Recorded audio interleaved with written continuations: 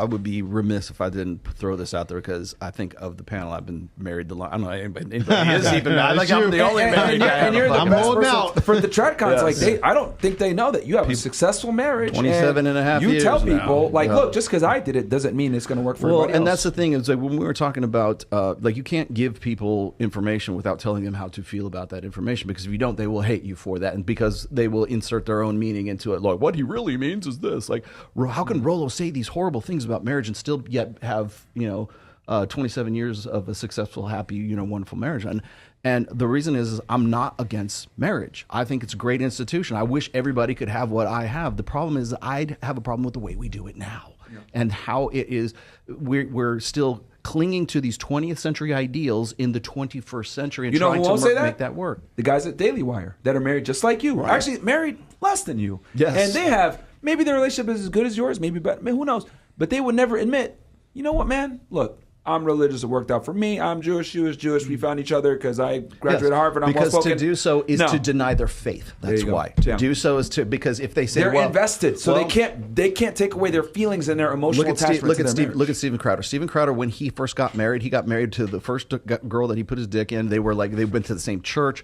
He was a writer at Fox News at that time, and he was writing about I did things the right way and da da da da da. And he was just self-righteous and pontificating the whole time. And I went back. I covered that show when he got divorced, and I went back through his backlog of stories. I found that one that he had done, and I'm like, yeah, well, I bet you're in the real school now, ain't you? Kind of thing. And so I'm covering this, and I go, wow, the difference between what his idealism was then and who he is right now, as a result of what has transpired from the moment he wrote that story to where he is at this point in his life.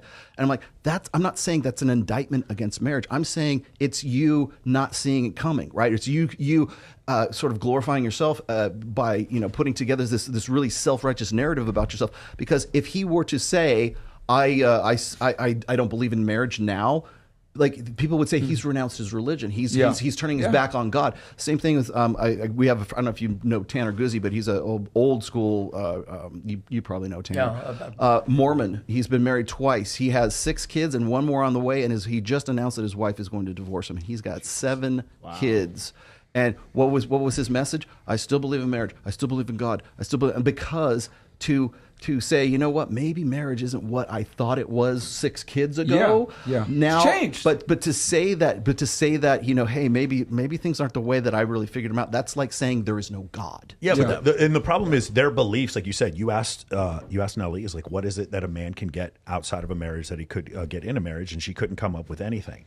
When you remember, it was the Y2K people. You guys aren't probably old enough to remember this, but when year 2000, you remember, year 2000 happened. There were these religious zealots saying that the world is going to end in the year 2000. But when the world didn't end, they didn't apologize. They doubled down on their belief. It's the same situation. Your wife has left you. Clearly, your strategy was incorrect. And the other thing too I want to say is, like, the exception doesn't make the rule. Like, Rollo is able to be self-aware and be like, okay, it worked for me. Awesome. But the way it is now, it's not going to work for most of y'all. So be prepared. And here's the other thing too, just so people don't know. We met Crowder, great guy, well-spoken, smart. I would love to meet Crowder. I admire him. But here's the thing that I want the people to understand.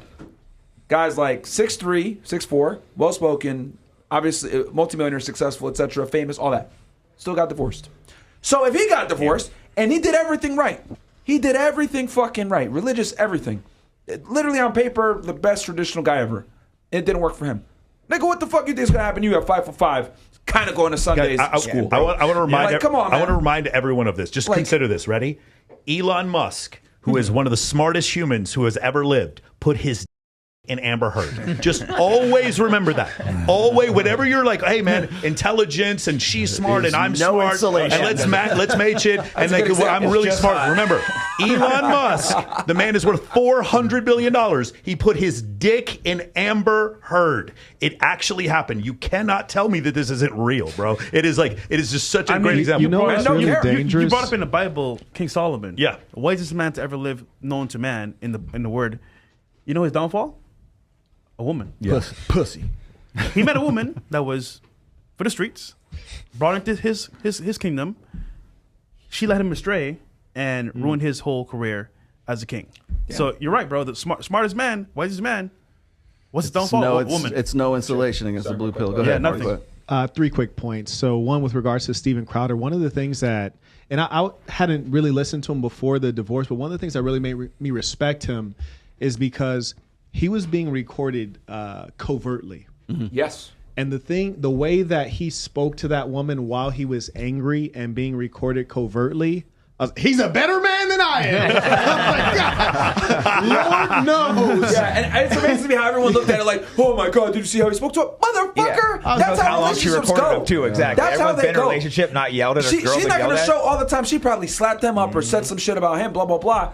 Like, he said, I will fuck you up, but it was like, he meant from a legal perspective. Because she tried to say, I'm going to come after your reputation. He was like, oh, really? You're going to do that? I'm going to fuck you up legally. Mm-hmm. But of course they're going to cut that out. She cut the clip up, make him look crazy. I'm sorry, please. So here's the dangerous thing. I bet my money that every one of us, maybe except Rolo and our economists here, but all of you animals would probably have been more stern and forceful in that moment. And so if a guy like Steven Crowder, who's fairly mild-mannered and soft with it, if they can take him down, they're going to come for all of us. And what we're looking at are levels of masculine expression. I felt like it wasn't very masculine at all. Wasn't very stern at all. Calm, yeah.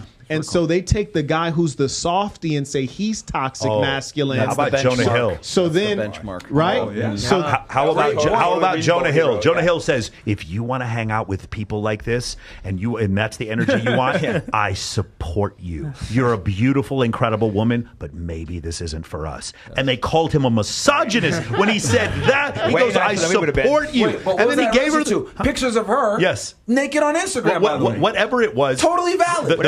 The concept of this, like for instance, if he had been fine with her with pictures in bikini, that's fine. But the thing is, he said he didn't like that. But forget what his preferences are. He gave her the option to leave. Yeah, it doesn't and matter then what he you're broke asking. up with her, no matter what happens. And then she brought this up when he had his child. Right after he has his child, he's like, "Hey, looks like I'm happy with another woman. Here we go. Jealous. Let me throw this in. Yeah, Let me throw this in." yeah. It's like people never care about that part. But the thing is, he tells her, he goes, I love you and support you. And they called him a misogynist. And it was the craziest thing in the world. I was like, Jonah Hill, he made a bad decision, but he was not wrong. He was not wrong in anything he did. we need him to lean into it and turn it up like 3 or 4 times. Yeah, that's the era we're in where it's like, oh, I'm toxic masculine, fantastic. Let me take off my shirt and just turn it up 30 times.